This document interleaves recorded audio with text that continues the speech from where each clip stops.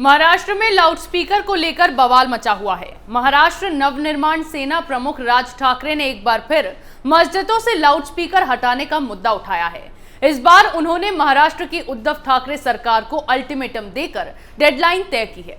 साथ ही राज ठाकरे ने यह अल्टीमेटम देकर AIMIM के अध्यक्ष असदुद्दीन ओवैसी के फतवे का भी जवाब दिया है। राज ठाकरे ने कहा कि अगर 3 मई तक सरकार मस्जिदों से लाउडस्पीकर नहीं हटाएगी तो इसका परिणाम भुगतना पड़ेगा। देखिए रिपोर्ट।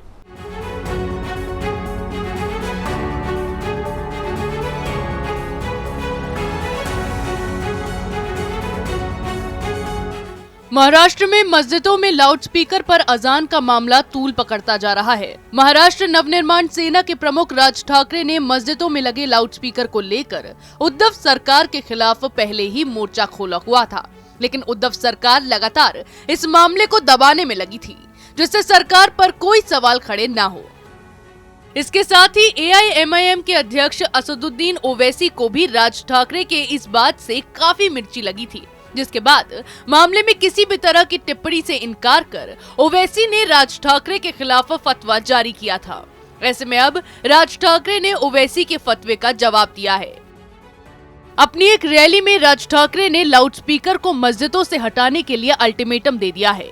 राज ठाकरे ने अपने पार्टी समर्थकों के सामने महाराष्ट्र सरकार से कहा है कि या तो मस्जिदों में लगे लाउडस्पीकर्स को 3 मई तक हटा लिया जाए, वरना वो लोग हनुमान चालीसा स्पीकरों पर बजाना शुरू कर देंगे। अपने बयान में राज ठाकरे ने कहा, मस्जिद में लगे लाउडस्पीकर 3 मई तक हट जाने चाहिए, वरना हम भी स्पीकरों पर हनुमान चालीसा चलाएंगे। ये एक सामाजिक मामला है, न कि मजहबी।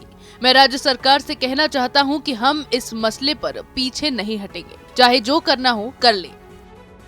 इससे पहले राज ठाकरे ने हिंदू नववर्ष गुड़ी पड़वा के मौके पर उद्धव सरकार को मस्जिदों से लाउडस्पीकर हटाने की बात कहते हुए चेतावनी दी थी कि अगर सरकार ने ऐसा नहीं किया तो वे मस्जिदों के सामने लाउडस्पीकर पर हनुमान चालीसा बजाएंगे। तब लाउडस्पीकर को लेकर उन्होंने बोला था, मैं प्रार्थना करने के किसी के अधिकार का विरोध नहीं करता, लेकिन मस्जिदों पर लगे लाउडस्पीकरों को हटा दिया जाना चाहिए। मैं सरकार से अनुरोध करता हूं कि उन्हें हटाया जाए। अगर ऐसा नहीं किया गया तो हम उन मस्जिदों के ठीक सामने हनुमान चालीसा का जाप करने के लिए डबल लाउडस्पीकर लगाएंगे। लाउडस्पीकर का उल्लेख किस धर्म में है? क्या आपके धर्म की खोज के समय कोई लाउडस्पीकर था? अपने बयान में राज ठाकरे ने इस बात को साफ किया था कि वो किसी भी धर्म के खिलाफ नहीं है, केवल लोगों को परेशानी ना हो इसीलिए लाउडस्पीकर को हटाए जाने का मुद्दा उठाया गया है।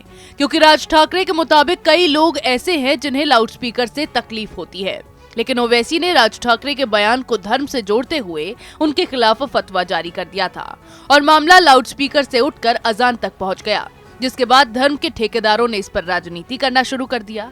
अब राज ठाकरे ने उद्धव सरकार को लाउडस्पीकर हटाए जाने का अल्टीमेटम देते हुए ओवैसी के फतवे का जवाब दिया है। राज ठाकरे लगातार उद्धव सरकार को लाउडस्पीकर के मुद्दे पर घेर रहे हैं, लेकिन उद्धव ठाकरे सत्ता की लालसा में इतने अंधे हो गए हैं कि उन्हें सिर्फ एक ही पक्ष की बात नजर आ रही है।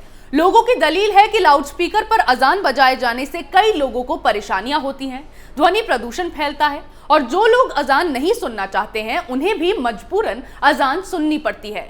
लेकिन हिंदुत्व की विचारधारा से भटके उद्धव ठाकरे मामले में एक्शन लेने के बजाय अपने नेताओं से इस मामले में लाउडस्पीकर के डेसिबल को नापने का नोटिस जारी करने का झूठ बुलवाते जा रहे हैं, क्योंकि इस तरह का नोटिस अब तक भी पब्लिक डोमेन में आया ही नहीं है। जिससे एक बात साफ है कि शिवसेना अपनी विचारधारा से तो भटकी ही है, साथ ही अब उनकी मानसिकता भी उन सेक्युलर पार्टियों से मिलने लगी है जिनके साथ मिलकर उद्धव ठाकरे सरकार चला रहे हैं। ऐसी खबरें हम आपके लिए लाते रहेंगे, तब तक के लिए देखते रहिए कैपिटल टीवी।